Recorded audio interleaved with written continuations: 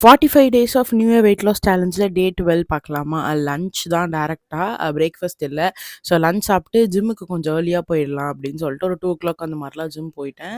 நான் இந்த வீக் ஃபுல்லா லெக் போடவே இல்ல ஒரு தடவ கூட. சரி அதனால லெக்ல ஸ்டார்ட் பண்ணலாம் அப்படின்னு சொல்லிட்டு லெக்ல தான் ஸ்டார்ட் பண்ணோம். ஃபர்ஸ்ட்டு வந்து கேபிள்ல வந்து இந்த ஸ்குவாட் ட்ரை பண்ணலாம் அப்படின்னு சொல்லிட்டு கேபிள் ஸ்குவாட் ட்ரை பண்ணியிருந்தேன். நல்லா இருந்தது. சூப்பரா இருந்தது.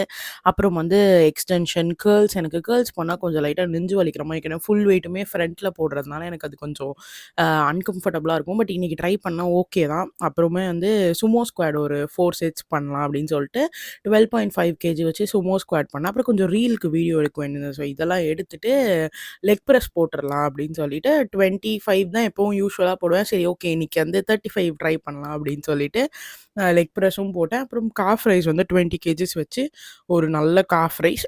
அப்புறம் வீட்டுக்கு வந்தாச்சு. டின்னர் வந்து பூஜா தான் பண்ணியிருந்தா. சாப்பிட்டேன். இப்படி தான் என்னோட டே போச்சு. நாளைக்கு பார்க்கலாம். பாய் பாய்.